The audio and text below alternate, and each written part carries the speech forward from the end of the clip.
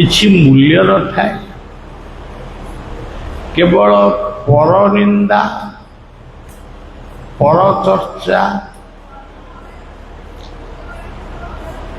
ଏହି ସବୁ ବିଷୟରେ ଘଣ୍ଟା ଘଣ୍ଟା ଧରିକିରି ଆଲୋଚନା। ଯଦି ସେଇ ପାଖରେ କୋଉଠି ଗୋଟିଏ ସତ୍ସଙ୍ଗ ହୁଏ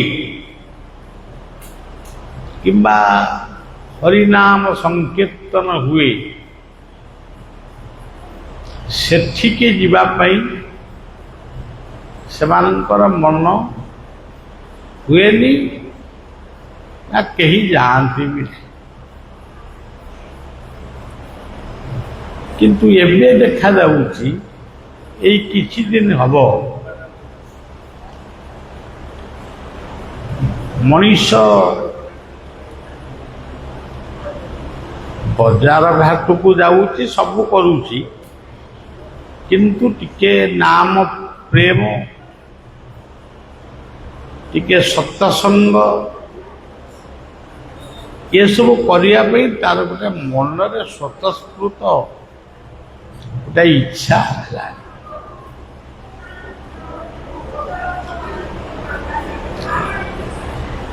ଏଇଠିକି ଯେତେବେଳେ ମୁଁ ଆସିଲି, ସେ ଗେଟ୍ ପାଖରେ ଲେଖା ହେଇଛି ଦିବ୍ୟ ସତ୍ସଙ୍ଗ।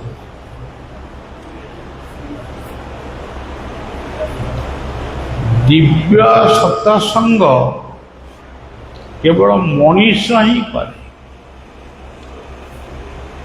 ଅନ୍ୟ କେହି ସେ ସତ୍ସଙ୍ଗର ଅର୍ଥ ବୁଝିପାରିବେନି। ଦିବ୍ୟ ସତ୍ସଙ୍ଗ କେବଳ ମଣିଷ କରେ। ତାର କାରଣ ହେଉଛି ମଣିଷ ଭିତରେ ଦିବ୍ୟ ଜ୍ଞାନ ଭଗବାନ ରଖିଛନ୍ତି,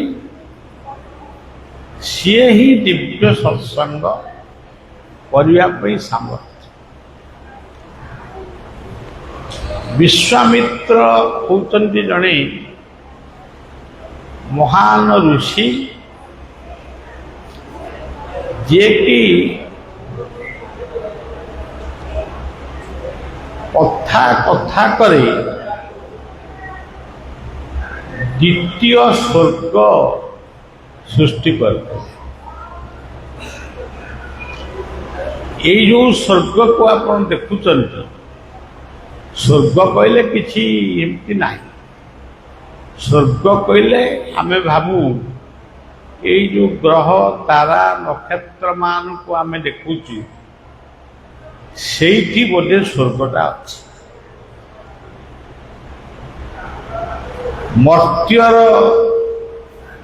ଯେଉଁମାନେ ସାଧୁ ସନ୍ଥ ସାଧକ ପଣ୍ଡିତ, ଏମାନେ ସ୍ୱର୍ଗ କହିଲେ ହିମାଳୟର ଶୃଙ୍ଗକୁ ଏମାନେ ସ୍ୱର୍ଗ ବୋଲି କୁହ।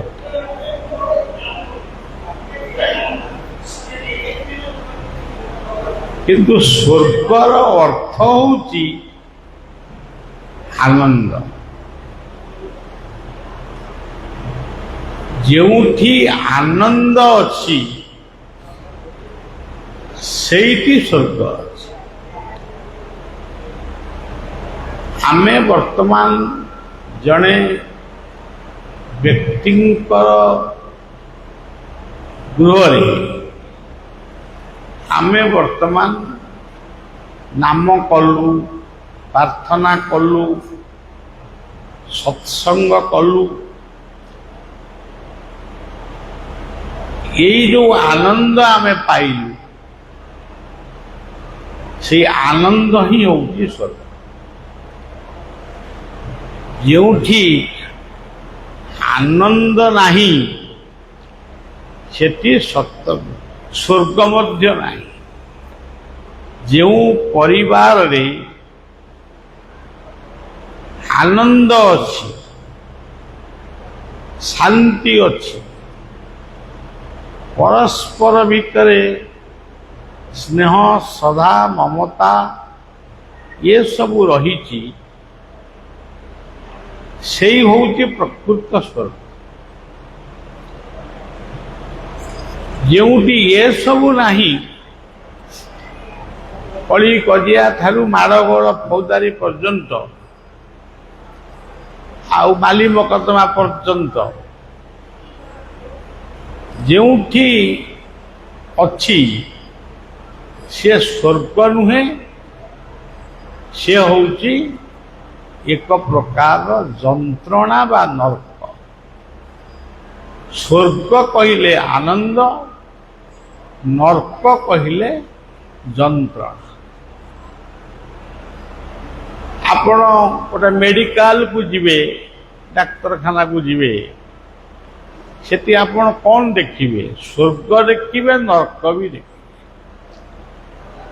जो माने सुस्थ जीवन पाई घर को फेरुचंती तांको मनरे जो हस खुशी उठुची से हूँ स्वर्ग।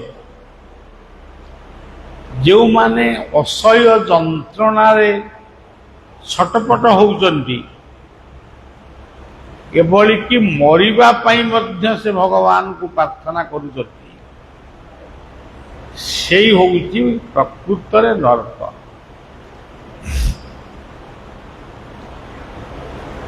वर्तमान विश्वामित्र होउचंती विश्वर मित्र। समस्ते दाढ़ी बाल जटा तिलक माली सब पिंधिकी बाबा होउचंती माने उपाधि सब स्वतंत्र रहुची। ये हूँ गोटे प्रकार कथा किंतु जो माने प्रकृत साधक से माने स्वर्ग कौन बुझी जो मान पाखरे कहारी सहित संबंध नहीं संपर्क नहीं भल पाइबा नहीं सेठी स्वर्गर परिकल्पना करी हो नहीं। राति पाइले जो माने विश्व चिंता करते विश्वर हित पाई मिनिटे हो 2 मिनिट हो टिके प्रार्थना करती से हूँ स्वर्ग। जोटी सराग बा जोठी भल पाइबा रही स्नेह रही ममता रही से हूँ स्वर्ग। विश्वामित्र से विश्वर मित्र प्रचंड साधक। यही प्रचंड साधक साधना करुवा समय रे सी चिंता कले जे मु गोटे द्वितीय स्वर्ग निर्माण करी। तांको पाखरे थिले योगी श्रेष्ठ वशिष्ठ से कहले प्रभु गोटाए तो स्वर्ग अच्छी आपण पुणी आउ गोटे स्वर्ग कहीं करेंगे ना सी स्वर्गर सबू मोर जेते लोक मते जी भल पाँच से माने आसी से स्वर्ग रे आउ जो माने मो लोक नुहंती से तांकर आउ एक स्वर्ग को जी ये कथार मीमांसा हो पारा नहीं ବହୁତ ଅଡୁଆ ହେଲା। ଶେଷରେ ପୃଥିବୀକୁ ଯିଏ ଧାରଣ କରିଛନ୍ତି ବା ପୃଥିବୀ ଯାହା ପାଇଁ ରହିଛି, ବିଜ୍ଞାନ ଯାହାକୁ କହୁଛନ୍ତି ସୂର୍ଯ୍ୟଙ୍କର ମହାକର୍ଷଣ ଶକ୍ତି, ମହାକର୍ଷଣ ଶକ୍ତି ଦ୍ୱାରା ପୃଥିବୀ ରହିଛି। ସେଇ ମହାକର୍ଷଣ ଶକ୍ତିକୁ ଆଧ୍ୟାତ୍ମିକ ସାଧକ ମାନେ ସିଏ କୁହନ୍ତି ଇଏ ହଉଛି ଅନନ୍ତ ନାଗ। ସେଇ କଥା ବଶିଷ୍ଠ କହିଲେ, ତମେ ମୋ ସହିତ କଜିଆ କର ନା କି ମୁଁ ତମ ସହିତ ବି କଜିଆ କରିବି। ସେଇ ଅନନ୍ତ ନାଗଙ୍କ ପାଖକୁ ଚାଲ, ଯିଏ ଯୁଗ ଯୁଗ ଧରି ଇଏ ପୃଥିବୀ କି ଧାରଣ କରିଛନ୍ତି। ସିଏ ଯାହାକୁ କହିବେ ବଡ଼,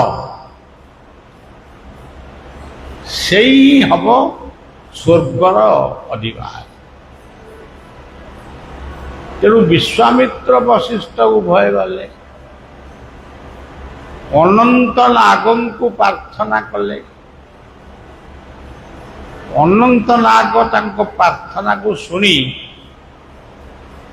ସେ ବୁଝିଲେ ଇଏ ଦି ଜଣଙ୍କ ଭିତରେ କଜିଆ ଲାଗିଛି, ସ୍ୱର୍ଗର ଅଧିବାସୀ କିଏ? ସିଏ ଉତ୍ତର ଦେଲେ, हे ସନ୍ଥ ମହାତ୍ମା, ମୁଁ ଯୁଗ ଯୁଗ ଧରି ଇଏ ପୃଥିବୀ କି ଧାରଣ କରିଛି। କେତେ ଯୁଗ ଗଲାଣି ମୁଁ ସେମିତି ପୃଥିବୀ କି ଧାରଣ କରି ଅଛି।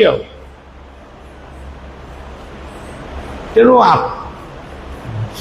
ଆଉ ଯିଏ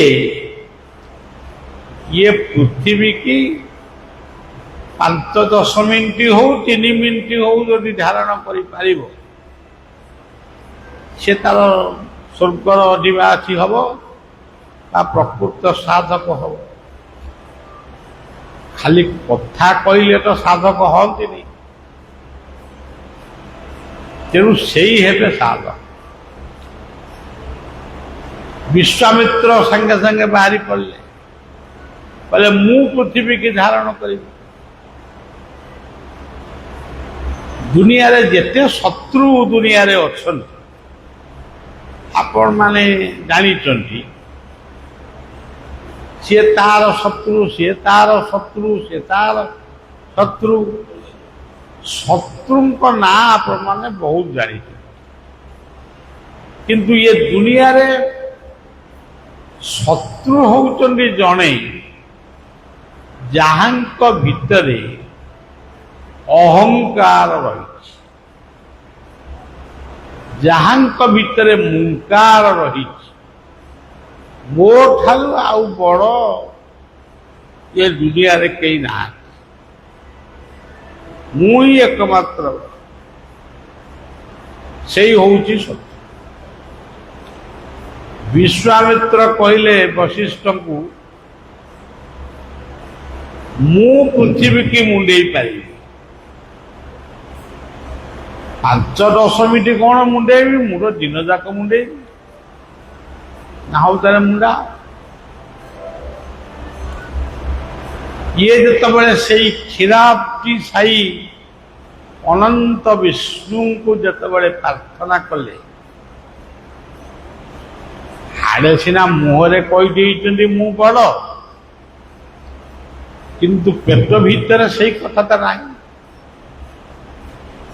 ତାଙ୍କ ଭିତରେ ଭୟ ରହିଛି। ତେଣୁ ସେ କହିଲେ ଆପଣ ମୁଣ୍ଡା। ସିଏ କ୍ଷୀରାବ୍ଧି ସାଇ ଅନନ୍ତଙ୍କୁ ଯେତେବେଳେ ଧାରଣ କଲେ, ପୃଥିବୀ ଆଉ ସ୍ଥିର ହେଇ ରହିଲା। गोटे भूकंप सृष्टि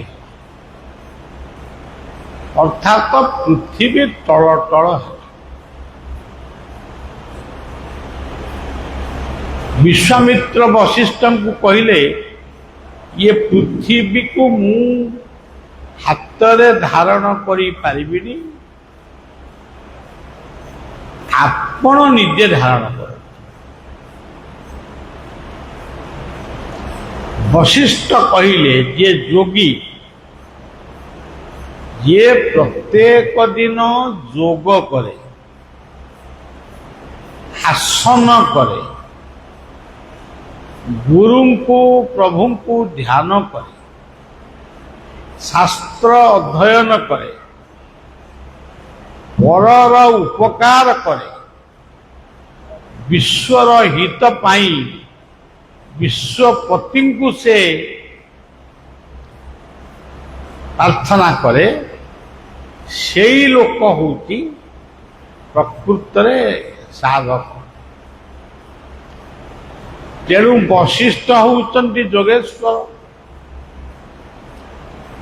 सी जाई सांगे सांगे पृथ्वी की जिते धारण कले अनंत नागंकर फणा को जिते धरिले पृथ्वी स्थिर रहा।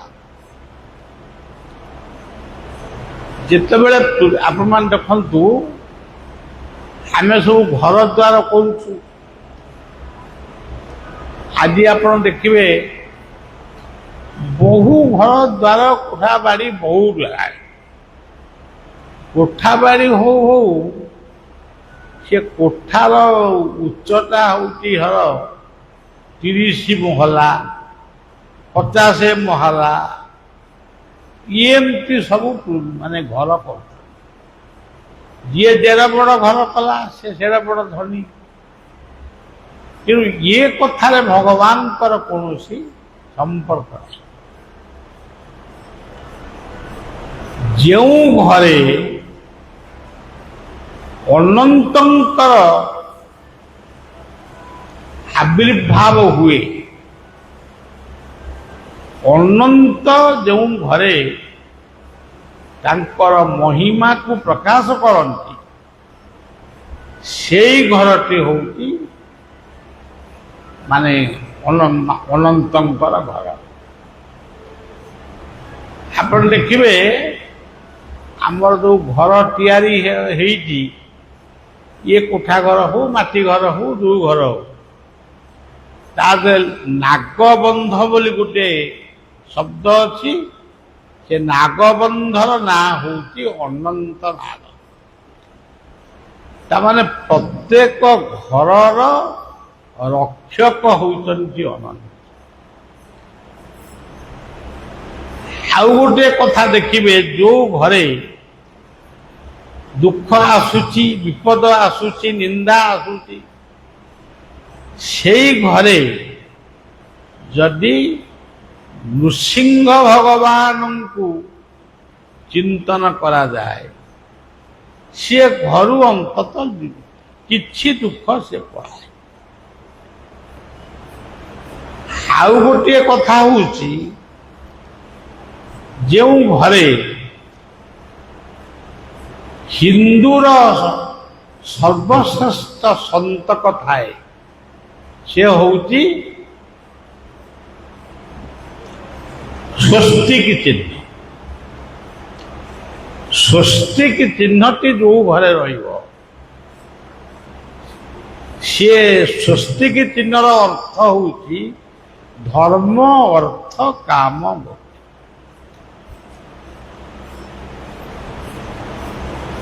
तेणु जड़े अन्य संप्रदाय लोक जिते आपण बाट देकर जीव से घर को अनईदब सी से स्वस्तिक चिन्ह जान ये गोटे हिंदू लोकर घर। सेमती मुसलमान सेमती गोटा चंद्र देख चंद्र तारा इत्यादि सी गोटे मुसलमान घर जो गोटे क्रॉस देख ख्रिस्टियान घर। किंतु एबे आउ ବହୁତ ଲୋକ ଏ କଥା କରୁଛନ୍ତି। ମାନେ ବହୁତ ଲୋକ କଲେ କ'ଣ ହବ, ଆହୁରି ବହୁତ ଲୋକ ତାକୁ ସିଏ କଥା ଉପରେ ଗୁରୁତ୍ୱ ବି ଦେଉନାହାନ୍ତି। ସ୍ୱସ୍ତିକ ଚିହ୍ନର ଏତେ ମହିମା। ତେବେ ବର୍ତ୍ତମାନ ବିଶ୍ୱାମିତ୍ର ବଶିଷ୍ଠ ପୃଥିବୀ କି ବହୁ ସମୟ ଧରି ଧାରଣ କଲେ। ଯେତେବେଳେ ବହୁ ସମୟ ଧରି ଧାରଣ କଲେ, ଅନନ୍ତ ନାଗ ସେ ବିଶ୍ୱାମିତ୍ରଙ୍କୁ ପ୍ରାର୍ଥନା କଲେ, ଏ ବଶିଷ୍ଠଙ୍କୁ, ଯେ ପ୍ରଭୁ ଆପଣ ବହୁତ ଦିନ ବହୁ ସମୟ ଧରି ये पृथ्वीर भार को बहन कले, एणिकी आपण क्षेत्रु निवृत्त हुंतु, मो काम करी। तार दुनिया रे बड़ किए? बड़ होउतंती सेई माने जिए निजुको बड़ कहते, तांको अन्य माने बड़ कहते। मु जदि एठिकी आपण मानक पाखु आइली, मु जदि गोटे साइन बोर्ड लिखी मु जने बड़ बाबाजी एठिकी आई मो ना बढ़िया, आपण मैंने केबे हेले से कथा ग्रहण करेंगे? जी गोटे बड़ से कौन निजुक निजे गोटे साइन बोर्ड मार्ची ना कौन? तेणु दुनिया रे जदि केही बड़ थाए, बड़ एका कला ठाकुर। दुनिया रे जदि केही दुख शुणे, सेही एका कला पथर। तेणु आमे कौन बड़ कि बड़ हेचु, कौथिले कौन बड़ हेचु आमे, किंतु आम मनटा बहुत बड़। विश्वामित्र एवं वशिष्ठ को कहते, ऋषिवर आपण ही प्रकृत रे बड़, मु बड़ नुहे। मु गोटे प्रश्न आपण को पचारुची, आपण ताके उत्तर आपण दियो ना। कौन से प्रश्नटा? से प्रश्नटी होउची आपण केमिति बड़ हेले, मु एपर्यंत हो पारिनी। मु सबुदिन ठाकुर पूजा करुची, सूर्य को जल दउची, आउ तुलसी पूजन करुची, मु तो बहुत कथा करुची। मु कहीं बड़ हेबिनी, आपण कहीं बड़ हेले? से बड़ हबार माने ता उपायटा कौन टिके मते बतई। वशिष्ठ किछि समय चिंता करी से कहिले, मु बड़ नुहे कि तू भी बड़ नुह, जिए बड़ सी स्वतंत्र। आम भितर जो बड़ बड़ कथाटा अच्छी, सेटा हूँ गोटे बड़ कणिया, एटा बड़ नुहे।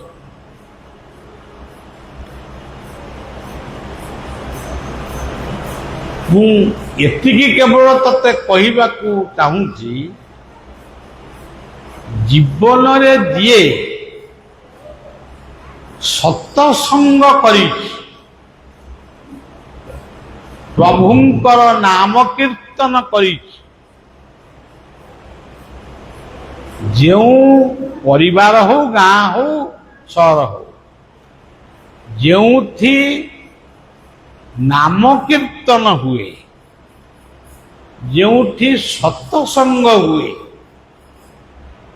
किबा एमिति गोटे गोटे घर अच्छी जो प्रत्येक दिन भागवत अध्याय भी पाठ हुए।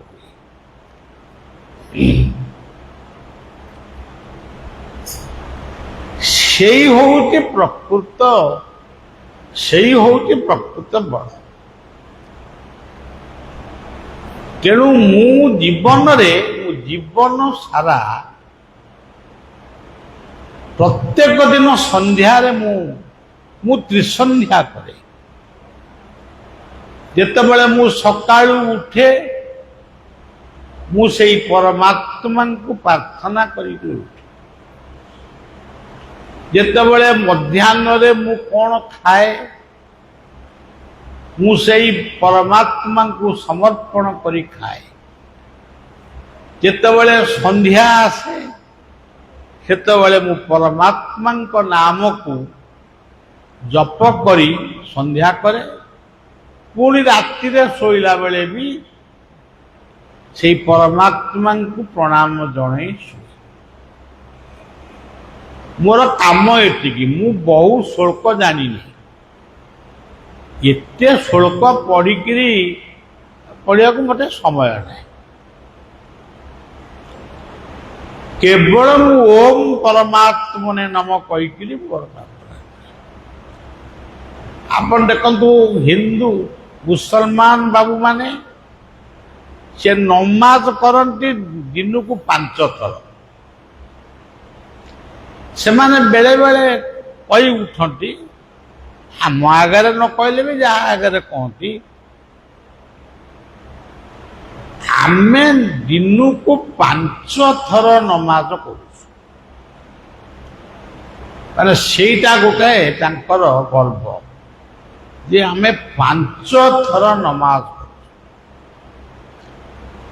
ଆପଣ ଏଇ ଆମର ଯୋଉ ଆଫଗାନିସ୍ତାନକୁ ଯାଆନ୍ତୁ, ସେଠି ଦେଖିବେ ସମସ୍ତଙ୍କୁ ନିର୍ଦ୍ଦେଶ ଅଛି, ଯିଏ ଦୋକାନରେ ଗୁଆ ଓଜନ କରୁଛି, କିଏ ଡାଲି ଓଜନ କରୁଛି, କିଏ ଚାଉଳ ଓଜନ କରୁଛି, ଯେତେବେଳେ ମସଜିଦ ଭିତରୁ ସେ ଶବ୍ଦଟା ଭାସି ଆସିବ ଆଲ୍ଲାହଙ୍କ ଉଦ୍ଦେଶ୍ୟରେ, ଯୋଉ କାମ ଯିଏ କରୁ ସେ ସେଇଠି ରହିଲା, ସେ ଆଣ୍ଠେଇକି ଆଲ୍ଲାହଙ୍କୁ ପ୍ରାର୍ଥନା କରିବ।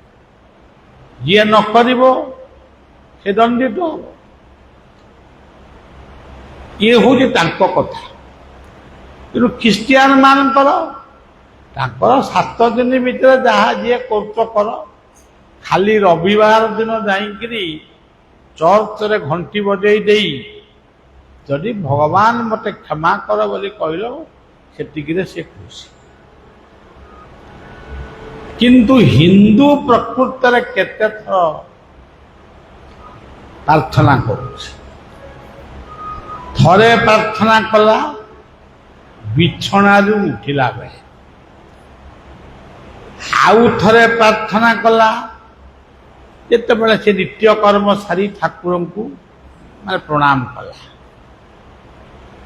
ଭୋଜନ ମଧ୍ୟାହ୍ନରେ ଭୋଜନ କଲାବେଳେ ଆଉ ଥରେ ପ୍ରାର୍ଥନା କଲା। ସନ୍ଧ୍ୟା ବେଳେ ଆଉ ଥରେ ପ୍ରାର୍ଥନା କଲା। ସେ ଅଧଘଣ୍ଟା ନ କରୁ, 2 ମିନିଟ କରୁ, ସେତିକି ବି ଯଥେଷ୍ଟ। ତାପରେ ପୁଣି ଶୋଇଲା ବେଳକୁ ପ୍ରାର୍ଥନା କଲା।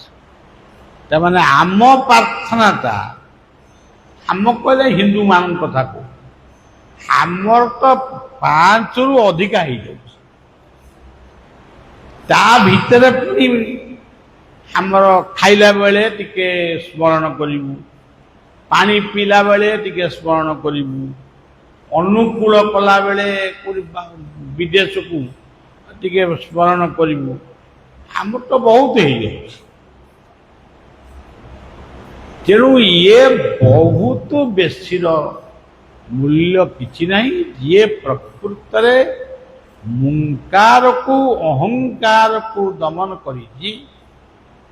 ଅହଙ୍କାର ହେଉଛି ଗୋଟିଏ ଚୁଟିଆ ମୂଷା। ସେ ଯୋଉଠି ପଶିବ ତାକୁ କାଟିବ, ଆଉ ଶବ୍ଦ ବି ଭୀଷଣ ଭାବରେ କରିବ। ତେଣୁ ଯୋଉମାନେ ପ୍ରକୃତରେ ସତସଙ୍ଗ କରନ୍ତି, ପୁଣ୍ୟମ୍ ବୋଧି ବିଘତିନି ବିଘତିତମ୍ ସତସଙ୍ଗ ମୂଲୋତ୍ତମ, ଶ୍ରଦ୍ଧା ପଲ୍ଲବିନୀ ବିରକ୍ତି କଳିକା ପ୍ରେମ ପ୍ରସନ୍ନ, ଯିଏ ଶ୍ରଦ୍ଧାରେ ଭଲ ପାଇବାରେ ଯିଏ ପ୍ରକୃତରେ ଗୋଟିଏ ମିନିଟ ମଧ୍ୟ ପ୍ରାର୍ଥନା କରନ୍ତି। ଧରନ୍ତୁ ଆମ ଶାସ୍ତ୍ରରେ ଲେଖା ହେଇଛି ଗଜ କାଳେ ପ୍ରାର୍ଥନା କରିଥିଲା। ଗଜ କହିଲେ ହାତୀ।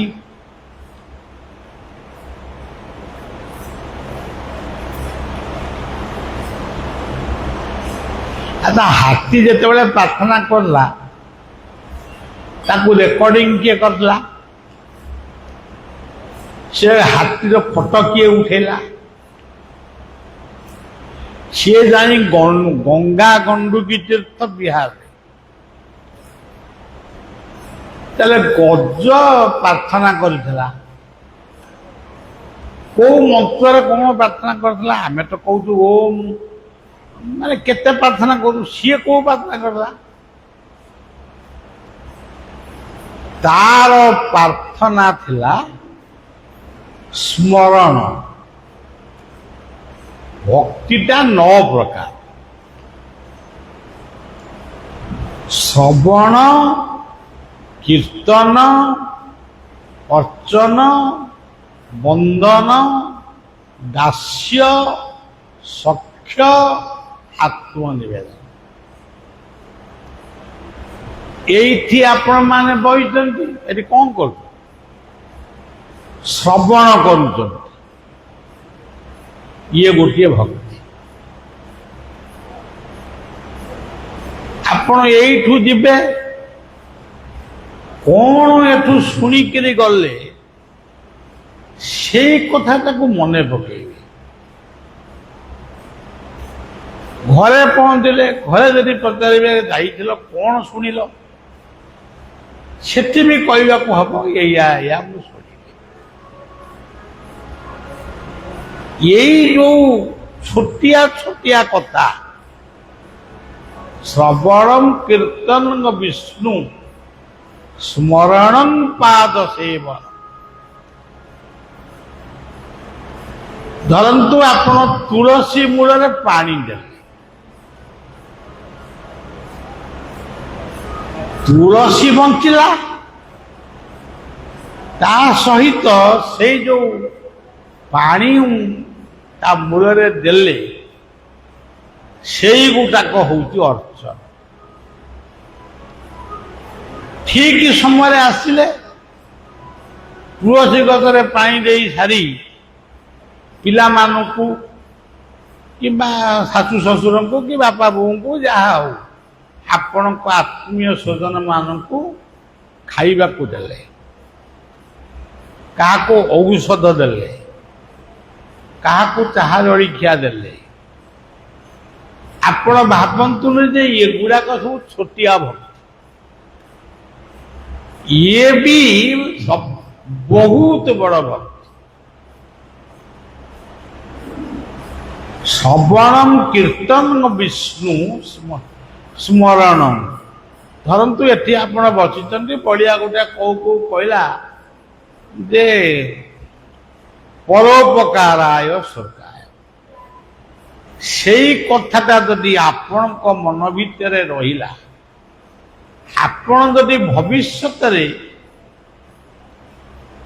କିଛି ଭୁଲ କାମ କରିବାକୁ ଯାଉଛନ୍ତି, ସେତେବେଳେ ଯଦି ମନେ ପକେଇବେ ମୁଁ ଏଇଠି ବସିକରି ଶୁଣିଥିଲି ପରର ଉପକାର କରିବା ହଉଛି ସ୍ୱର୍ଗ, ତାହେଲେ ମୁଁ ଭୁଲଟା କେମିତି କରିବି?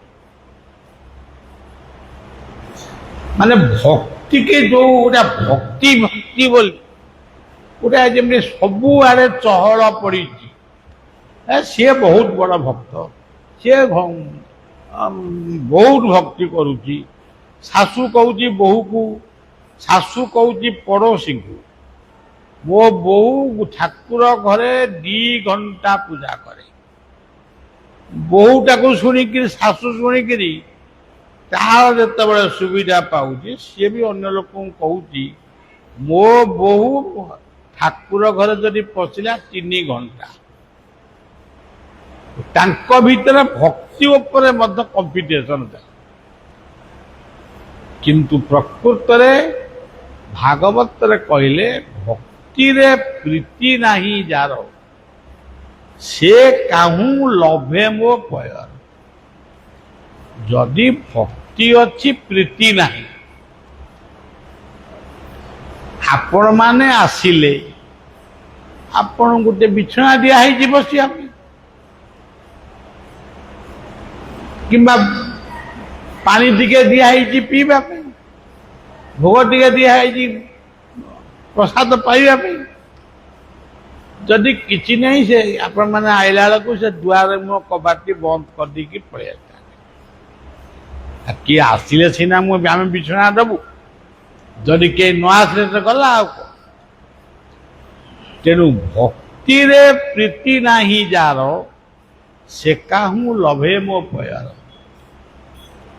କାଲି ଗୋଟେ ଟିଭିରେ ମୁଁ ଦେଖୁଥିଲି, ଗୋଟେ ଦିନ ବସି ବସି ଦେଖିଲି ଯେ ଗୋଟିଏ ଭଲ ସଡ଼କ ସୁନ୍ଦର ଟୋକାଟିଏ, ମାନେ ଅତି ସୁନ୍ଦରିଆ ଟୋକାଟିଏ, ନାକରୁ ମୁଣ୍ଡ ତାଳୁ ପର୍ଯ୍ୟନ୍ତ ଚିତା ହରି ମନ୍ଦିର ତିଲକ ଧାରଣ କରିଛି। ମୁଁ ତାକୁ ଅନେଇଲି, ସେ ଯୋରୁ ଦେଖିଲା ବେଳକୁ ପୋଲିସ ସାଙ୍ଗରେ ସେ ଯାଉଛି। ଏ ଲୋକଟା କ'ଣ ପୋଲିସ ସାଙ୍ଗରେ ଯାଉଛି?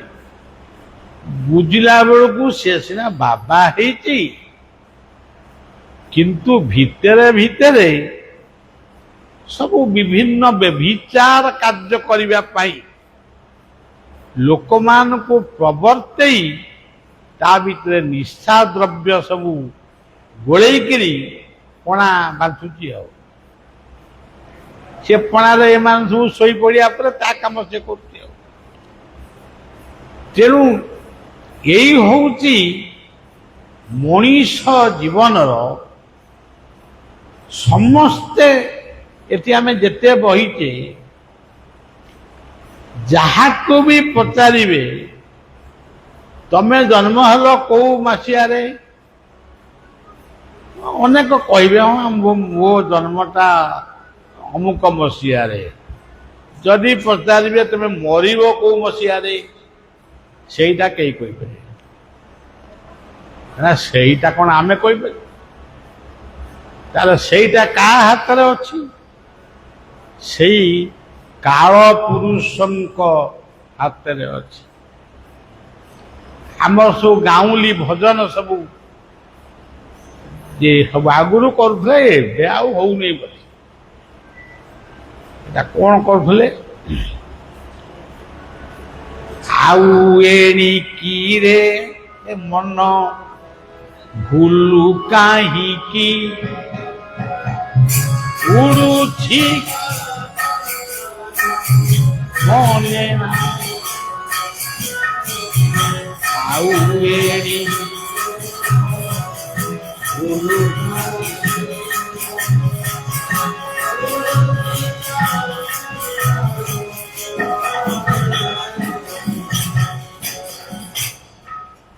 ଗତକାଲି ଗୋଟିଏ କଥା ଶୁଣନ୍ତୁ, ଆମରି ଏଇ ଓଡ଼ିଶା କଥା। ଖାଇଲେ, ବିଛଣା ପାରିଲେ, ଶୋଇଲେ। ଆଉ ଶୋଇଲା ବେଳେ କହିଲେ ମୋ ମୁଣ୍ଡଟା କାହିଁ ବିନ୍ଧୁଛି। ତାଙ୍କ ଧର୍ମପତ୍ନୀ ଆସିକି ଟିକେ ମୁଣ୍ଡରେ କ'ଣ ମାରି ଦେଇଥିବ। ଆଉ ତ ଶୋଇଛି। ଆଉ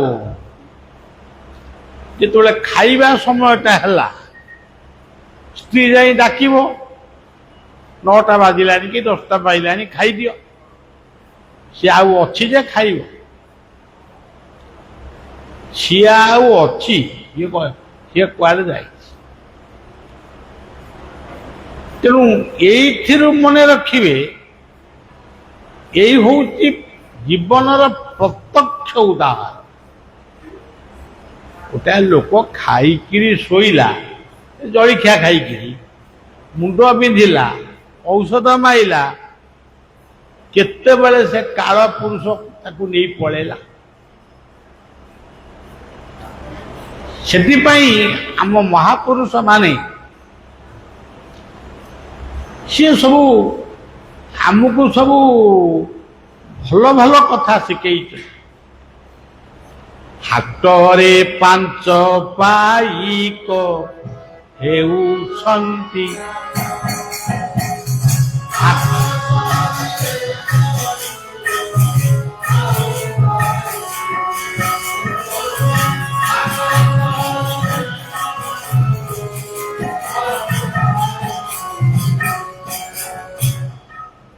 ଯାହା କରିବାକୁ ଜୀବନରେ ଚାହୁଁଛ ତାକୁ ଆଜି କର।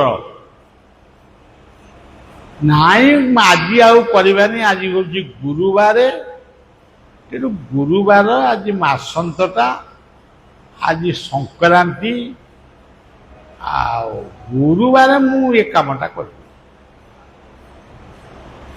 ଏତିକି କହିକି ତମେ ଆଜି ଘରକୁ ଆଇଥିବ, ତମ ପେଟକୁ ଯଦି ଜୋର ମାରିବ, ମାନେ ଗୋଟେ ରୋଗ ସୃଷ୍ଟି ହେଲା,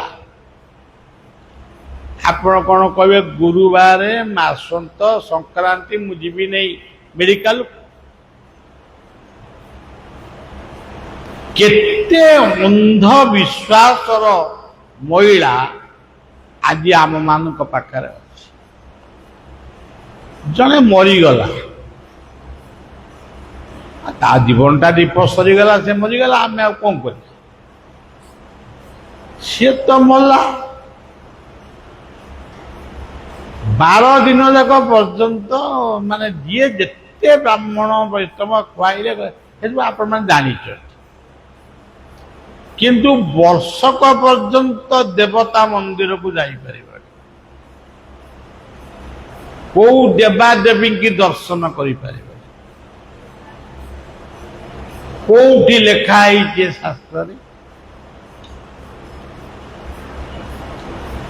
ଜଣେ ସିନା ଦେବତା ମନ୍ଦିରକୁ ଗଲେ, ଦେବତାଙ୍କୁ ଦେଖିଲେ କିମ୍ବା ଗୁରୁଙ୍କୁ ଦେଖିଲେ ତା ମନରେ ଗୋଟେ ଖୁସି ଆସିବ କି ସନ୍ତୁଷ୍ଟ ଆସିବ।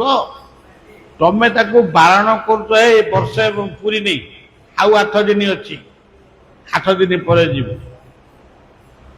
ତାହେଲେ ତମେ କଣ ଶିଖିଛ?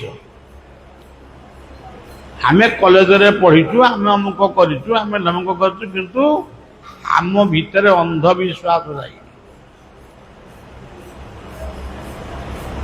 ତେଣୁ ସେ ବାଧ୍ୟ ହେଇକିରି ଫେରିକିରି ଆସିବ। ବଳିଆ ତାଙ୍କୁ ସବୁ କହେ, ତମେ ସିଏ କହୁଛନ୍ତି ଜମା ଯାଆନା, ବଳିଆ କହୁଛି ଦିନକୁ 3 ଥର ଯା। ସେ ପ୍ରେତ କେମିତି ତମକୁ ମାରି ବସିବ ମୁଁ ଦେଖି। ଆରେ ତୁ ବୈଷ୍ଣବ ଧର୍ମରେ ଦୀକ୍ଷିତ ହେଇଛୁ, 11 ଦିନ କଣ କଲୁ ନା ପୁରୀ ତରକାରୀ, 12 ଦିନ ଡାଲି କଲି, ଗୋଟେ ଘାଣ୍ଟ କଲି। ଘାଣ୍ଟଟା କଣ? ଘାଣ୍ଟ ମାନେ କଖାରୁ ଆଳୁ କଦଳୀ ପକେଇ ତାଦେହରେ ପୁରା ମାଛ ପକେଇଲେ ସେଇଟା ହେଲା ଘାଣ୍ଟ। 11 ଦିନ ପର୍ଯ୍ୟନ୍ତ ତୋ ପିତୃପିତା ବାରିରେ ଖାଇଲେ, ତାଙ୍କୁ ହାଣ୍ଡି ନେଇକିରି ବାରିରେ ଦେଲେ, ସେ ଗୋଟେ ବାରିରେ ନେଇକିରି ଗୋଟେ କଦଳୀ ପତ୍ର ଥୋଇ ଦେଇକିରି ଆଇଲେ। ଆଜି କଣ ତାର ଏମିତି ବେଳ ପଇଲା, ସେ ଆଜି ମାଛ ଘାଣ୍ଟ ଖାଇବ? ଆଜି କଣ ନ ଖାଇଲେ ହବନି? ତେଣୁ ବିଶ୍ୱାସ ଠାରୁ ଏଇ ବିଶ୍ୱାସ ହଉଛି ପ୍ରକୃତରେ ଶ୍ରଦ୍ଧା। ଏଇ ବିଶ୍ୱାସ ହଉଛି ପ୍ରକୃତରେ ସତସଙ୍ଗ। ଇଏ ସତସଙ୍ଗ ଆମେ କି ସତସଙ୍ଗ କରି ଜାଣିଛୁ? ଆମେ ତ ଆସିଲୁ, ଚେୟାରରେ ବସିଲୁ, ମାଇକି ଲାଗିଲା, ଲାଇଟ୍ ଜଳିଲା, ଆପଣମାନେ ଆସିଲେ, ଗୋଟେ ଦୀପଦ ପଦେ କହିଲୁ। ଇଏ ସତସଙ୍ଗ ଆଉ 10 ମିନିଟ୍ ପରେ କି 5 ମିନିଟ୍ ପରେ ସଇଲା। କିନ୍ତୁ ପ୍ରକୃତ ସତସଙ୍ଗ ହେଇଥିଲା ମହାଭାରତ ଯୁଦ୍ଧରେ। ସେଠି ଆଉ କେହି ନଥିଲେ, କେବଳ କୃଷ୍ଣ ଥିଲେ, ଅର୍ଜୁନ ଥିଲେ। ଆଉ ଗୋଟେ ସତସଙ୍ଗ ହେଇଥିଲା କୃଷ୍ଣ ଆଉ ଉଦ୍ଧବଙ୍କ ଭିତରେ। ଆଉ ଥରେ ସତସଙ୍ଗ ହେଲା ଯେତେବେଳେ ହନୁମାନ, ସୁଗ୍ରୀବ ଇଏ ସବୁ ସେ ପର୍ବତ ସଙ୍ଗ କରୁଛୁ, ଏଇଠି କରୁଛୁ ସେଇଠି ଛୁରିଯିବୁ। ଯେତେବେଳେ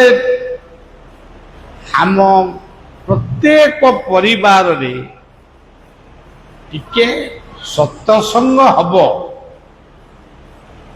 କିମ୍ବା ଗୋଟେ ସତ୍ ଚିନ୍ତା କରାଯିବ,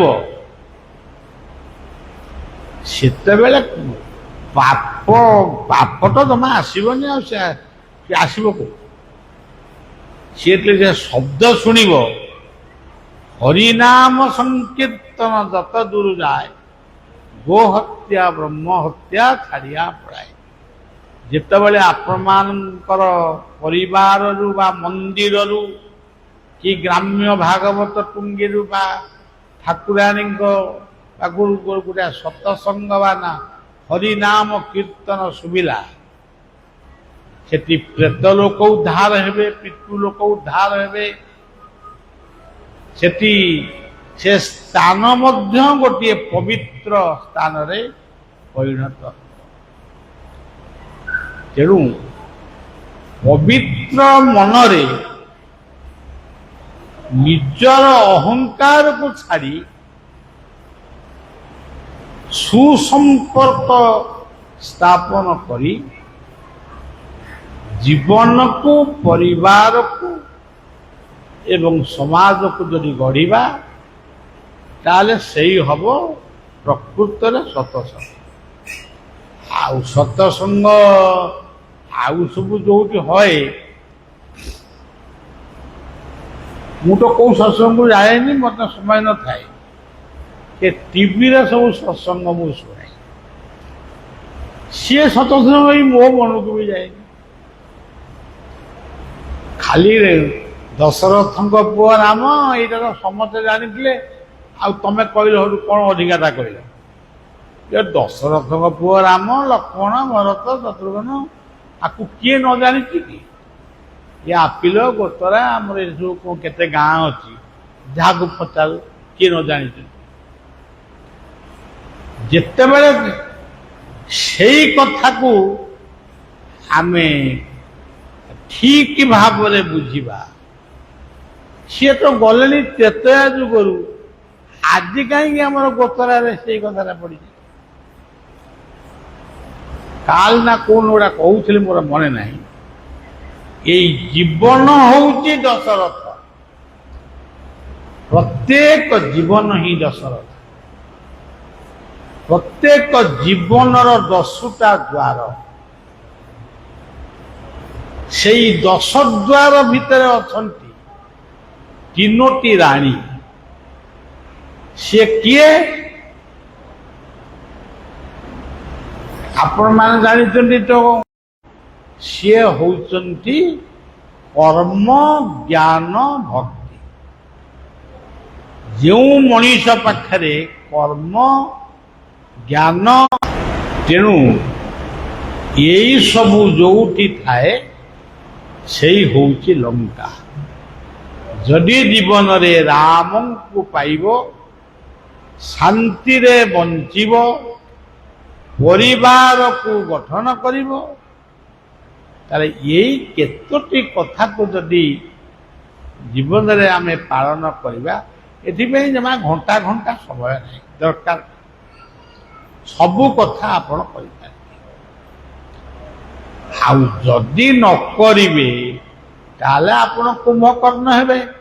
କୁମ୍ଭକର୍ଣ୍ଣ ହେଇକିରି ଖାଇଲେ, ତାପରେ ଶୋଇଲେ, ତାପରେ ଉଠିଲେ, ତାପରେ ଯୁଆଡକୁ ମାନେ ସାଡକୁ ଡେଇଁଲେ, ଆଉ ତାପରେ ରୋଗ ବୈରାଗ ହେଲା, ତାପରେ ମଲେ। ଆଉ ଏଇଟ ହଉଛି କୁମ୍ଭକର୍ଣ୍ଣ। ଆଉ କୁମ୍ଭକର୍ଣ୍ଣ କିନ୍ତୁ ଲକ୍ଷ୍ମଣଙ୍କୁ କାହିଁକି କୁହାଯାଇଛି ଆଦର୍ଶ ବୋଲି? ସିଏ ଭାଇ ଭାଉଜଙ୍କୁ ଜଗୁଥିଲେ,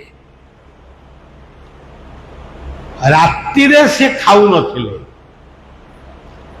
ମା ସୀତା ଯୋଉ ଫଳ ବାଣ୍ଟିକିରି ଦିଅନ୍ତି, ଲକ୍ଷ୍ମଣଙ୍କ ପାଖକୁ ଗୋଟେ ଭାଗ ଯାଏ। ଲକ୍ଷ୍ମଣ ଦେଖନ୍ତି, ମୁଁ ଯଦି ୟାକୁ ଖାଇବି ତାହେଲେ ମତେ ନିଦ ମାଡ଼ିବ, ତେଣୁ ସେ ଖାଆନ୍ତି। ଏବଂ ନିଜର ଧର୍ମପତ୍ନୀଙ୍କୁ ଅଯୋଧ୍ୟାର ରାଜବାଟରେ ଛାଡ଼ି ଭାଇ ଭାଉଜଙ୍କ ପାଇଁ ସେ 14 ବର୍ଷ ଜଙ୍ଗଲରେ ବୁଲିଲେ। ତେଣୁ ଲକ୍ଷ୍ମଣ ହଉଛନ୍ତି ଅନନ୍ତ,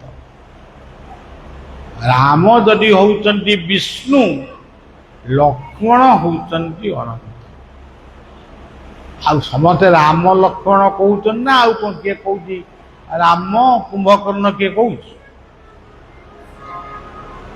ତେଣୁ ସଜ୍ଜନ, ଏଇ ହଉଛି ଆମର ଗୋଟେ ସନ୍ଧ୍ୟା। ମୁଁ ପ୍ରାୟ ଏଠିକି କେତେ ବର୍ଷ ହେଲା ଆସିନି ମୋର ମନେ ନାହିଁ। ମୁଁ ପ୍ରାୟ 25-30 ବର୍ଷ ହେଇଗଲାଣି ନା କଣ। ଆଉ ମୋ ଦାଢ଼ି ଯେତେବେଳେ କଳା ଥିଲା ମୁଁ ଆଇଥିଲି, ଏବେ ଆଉ ମୋ ଦାଢ଼ି ପାଚିଗଲାଣି। ତେଣୁ ମୁଁ କେବଳ ଗୋଟେ ଶ୍ରଦ୍ଧାକୁ ରକ୍ଷା କରି ମୁଁ ବି କାହାରି ଘରକୁ ବି ଆଉ ପ୍ରୋଗ୍ରାମ ମୋର ନାହିଁ। ମୁଁ କେବଳ ଯୋଉଠିକି ଯାଉଛି, ଯୋଉଠି ଶ୍ରଦ୍ଧା ଟିକେ ଅଛି ସେଠିକି ଯିବା। ତେବେ ସଜ୍ଜନ, ଏଇ ହଉଛି ଆମର କଥା। ଆମ ରାମାୟଣ ହଉଛି ଜୀବନ ରାମାୟଣ,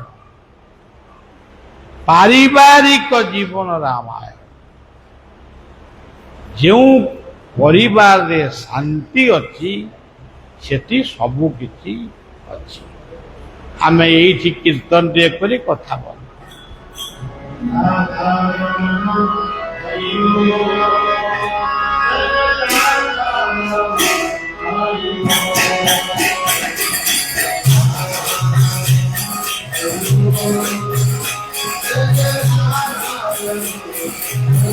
ମିଠା ବୋଲୁଛି।